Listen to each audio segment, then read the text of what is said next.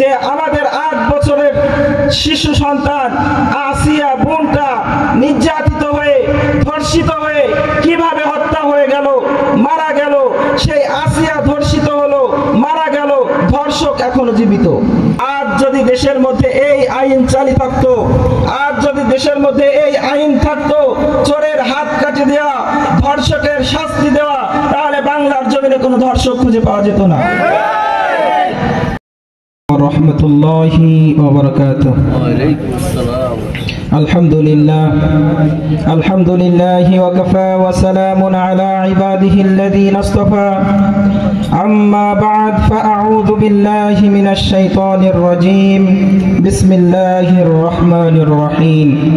কুনতুম খায়রা উম্মাতিন উখরিজাত লিন-নাস তা'মুরুনা বিল মা'রুফি ওয়া তানহাউনা 'আনিল মুনকার।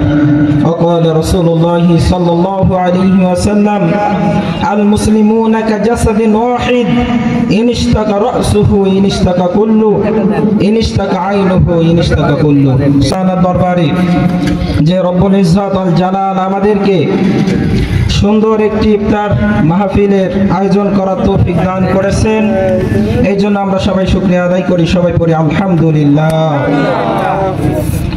তো আল্লাহ পাক রব্বুল আলামিন মানুষকে সৃষ্টি করেছেন উত্তম করে। আল্লাহ পাক রব্বুল আলামিন সূরা আলে ইমরানের মধ্যে বলতেছেন, কুনতুম খায়রা উম্মাতিন উখরিজাত লিন-নাস তা'মুরুনা বিল মা'রুফি ওয়া তানহাউনা 'আনিল মুনকার। আল্লাহ পাক রব্বুল আলামিন বলেন, কুনতুম খায়রা উম্মাহ, যে তোমরাই তো উত্তম উম্মাহ। কুনতুম খায়রা উম্মাহ উখরিজাত লিন-নাস, তোমরা তো শ্রেষ্ঠ মানুষ।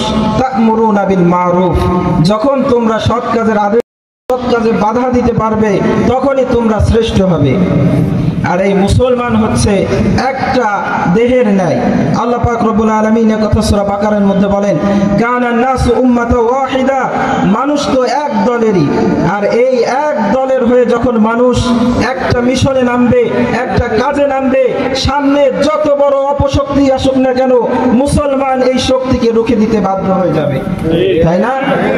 এই জন্যই মুসলমান তো একটা দেহের ন্যায়। আল্লাহ রাসূল হাদিসের মধ্যেও বলতেছেন, আল মুসলিমুনা কাজাসাদিন ওয়াহিদ ইন ইশতাকা রাসুহু ইন ইশতাকা কুল্লু ইন ইশতাকা আইনুহু ইন ইশতাকা কুল্লু। আল্লাহ নবী বলেন, আল মুসলিমুনা কাজাসাদিন ওয়াহিদ, মুসলমান তো একটা দেহের ন্যায়। কিসের ন্যায়? একটা দেহের ন্যায়। ইন ইশতাকা রাসুহু ইন ইশতাকা কুল্লু, যখন মানুষের দেহের চোখ অসুস্থ হবে, পুরো শরীরটাই অসুস্থ হবে। যখন মানুষের মাথা অসুস্থ হবে, মাথা ব্যথা হবে, সমস্ত শরীরটাই ব্যথা হবে, তাই না ভাই? কিন্তু আজ দেখা যায় আমাদের মধ্যে এই গুণটা নাই, যে মুসলমান যে একটা দেহের নাই, এই জিনিসটাই হয়তো এখন আমরা ভুলে গেছি। আজ যদি আমরা না ভুলতাম, তাহলে আমরা দেখেছি যে আমাদের 8 বছরের শিশু সন্তান আসিয়া বোনটা নির্যাতিত হয়ে ধর্ষিত হয়ে কিভাবে হত্যা হয়ে গেল, মারা গেল। সেই আসিয়া ধর্ষিত হলো, মারা গেল, ধর্ষক এখনো জীবিত। জীবিত রয়েছে না? তো আমাদের উচিত কি ছিল যে ধর্ষকের শাস্তি কি? আল্লাহ তাআলা সূরা নূরের মধ্যে কথা বলেন, আয-যানিয়াতু ওয়াজ-যানি ফাজলিদু কুল্লা ওয়াহিদিন মিনহুমা মিআতা জালদা, যে ধর্ষকের শাস্তি হচ্ছে, ধর্ষক যদি ব্যভিচার হয়ে থাকে, অবিবাহিত হয়ে থাকে, তার শাস্তি হবে 100 বেত্রাঘাত করা, এরপর স্থান থেকে, গ্রাম থেকে দেশান্তরিত করে দেওয়া। আরেকটা হচ্ছে, যদি পুরুষ বা বিবাহিত হয়ে থাকে, তাদের শাস্তি হচ্ছে কোমর পর্যন্ত, মাজা পর্যন্ত গেড়ে, মাটি মাজা পর্যন্ত গেড়ে পাথর নিক্ষেপ করে হত্যা করে ফেলা। আজ যদি দেশের মধ্যে এই আইন চালু থাকতো, আজ যদি দেশের মধ্যে এই আইন থাকতো, চোরের হাত কাটে দেওয়া, ধর্ষকের শাস্তি দেওয়া, তাহলে বাংলার জমিনে কোনো ধর্ষক খুঁজে পাওয়া যেত না। তাহলে দেখেন, এই আইন বর্তমান সময় দেখেন, আসিফ নজরুল উপদেষ্টা, সারা বাংলাদেশের মানুষ এক ছিল না? কি বলেন? আমরা দেখি নাই যে সব জায়গায় আমরা দেখেছি, সমস্ত হিন্দু বলেন, মুসলমান বলেন, সব মানুষ রাস্তায় নেমেছে আসিয়ার পক্ষে, যে সরাসরি একে বিচার করতে হবে, এরকম নামছে না দেশের মধ্যে। কিন্তু কি করছে, এইখানে অন্তত পক্ষে শরিয়া আইন অনুযায়ী না হলেও যেহেতু সারা দেশের মানুষ এক ছিল না, তাহলে কি উচিত ছিল যে দেশের মানুষ যেহেতু এক, এই পক্ষে আইনের বা রায় দেওয়া উচিত ছিল না। কিন্তু কি করছে, রায় দিয়েছে, ভয় পাইছে। তাহলে বোঝেন যে সারা দেশের মানুষ এক থাকার পরেও তারা রায় দিতে ভয় পায়। আর যখন এই মানুষ কোনো বিপক্ষে অবস্থান নেবে, তারা কোনোদিন রায় দিতে পারবে? কি বলেন? এর জন্য আমাদের এখন থেকে সোচ্চার হতে হবে।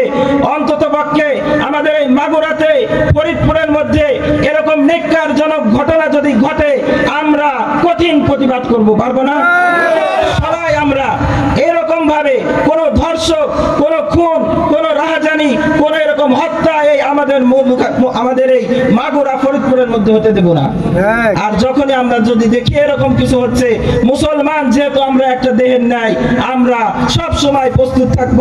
এরকম কোন খারাপ কাজের আহ্বান, খারাপ কাজের কাজ দেখলে আমরা মুসলমান সেখানে ঝাঁপিয়ে পড়বো, পারবো না? আল্লাহ তাআলা এই জন্যই আমাদেরকে উত্তম করেছেন যে তা'মুরুনা বিল মারুফ ওয়া তানহাউনা আনিল মুনকার। যখন তোমরা সৎ কাজে আদেশ করবে, অসৎ কাজে নিষেধ করবে, তখনই তোমরা উত্তম জাতি হতে পারবে।